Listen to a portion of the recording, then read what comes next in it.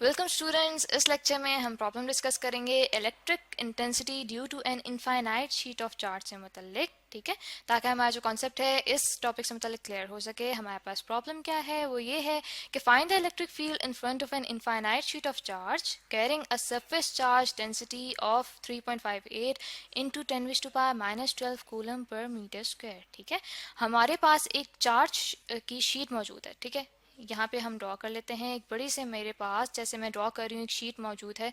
हमने infinite sheet क्यों ली है? हमने ये शीट ऐसी ली है जिसका ना स्टार्टिंग पॉइंट हम लोगों ने कोई देखा है और ना ही हम लोगों ने उसका एंडिंग पॉइंट कोई रखा है, यानी कि वो इनफाइनाइट है। और ये इनफाइनाइट शीट क्यों ले रहे हैं हम? वो इसलिए ले रहे हैं कि हमारे पास 2 डायमेंशन में कोई भी शक्ल आ जाए।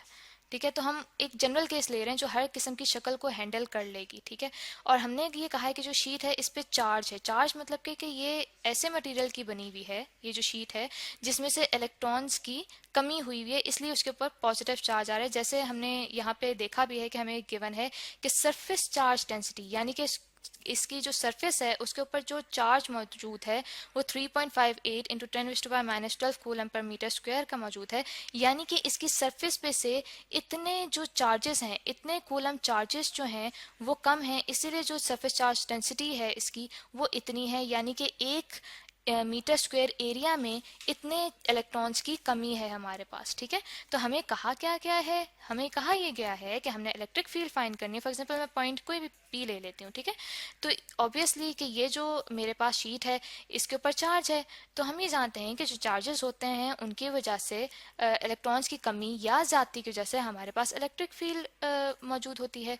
तो इस शीट की वजह से जो चार्जेस हैं उनकी वजह से हमारे पास एक इलेक्ट्रिक फील्ड वजूद में आएगी और हमने वो इलेक्ट्रिक फील्ड ई मालूम करनी है। ठीक है, तो अब हम अपने पास डाटा लिख लेते हैं कि हमारे पास डाटा में क्या क्या गिवन है। ठीक है, हमें ये बताया गया है कि जो हमारे पास शीट है उसके ऊपर चार्ज डेंसिटी यानी कि सरफेस चार्ज डेंसिटी कितनी है, वो है 3.58 into 10⁻⁻12 coulomb per metre square. ठीक है, और हमने फाइंड आउट क्या करना है? हमने फाइंड आउट करनी है कि इस चार्ज शीट की वजह से हमारे पास इलेक्ट्रिक फील्ड कितनी मौजूद है। ठीक है, तो अब हम देख लेते हैं कि फर्दर हम कैलकुलेट करते हैं जब, तो हमारे पास इलेक्ट्रिक फील्ड का जो फार्मूला है एक इनफाइनाइट शीट के लिए जो इलेक्ट्रिक फील्ड का हमारे पास फार्मूला है वो है surface charge density divided by 2 multiplied by epsilon not. और जो एप्सिलॉन नॉट है वो क्या है? वो है परमिटिविटी ऑफ फ्री स्पेस का कांस्टेंट है, जो कि हमें ये बताता है कि किसी भी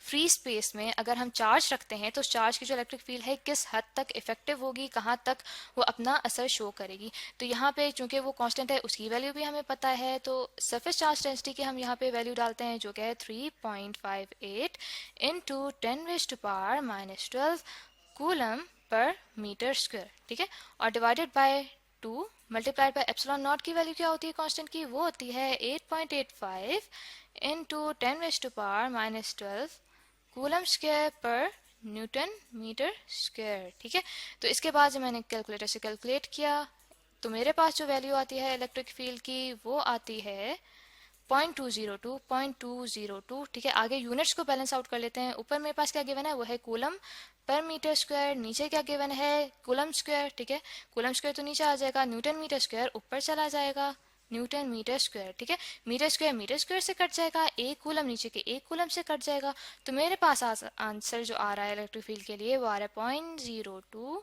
न्यूटन पर कूलम।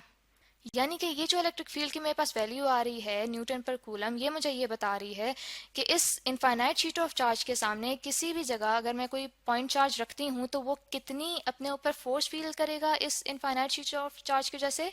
वो फील करेगा 0.202 न्यूटन पर कूलम। ठीक है, तो आई होप स्टूडेंट्स आपको ये जो प्रॉब्लम है इनफाइनाइट शीट ऑफ चार्ज के मतलब ये अच्छे से समझ आ गया होगा।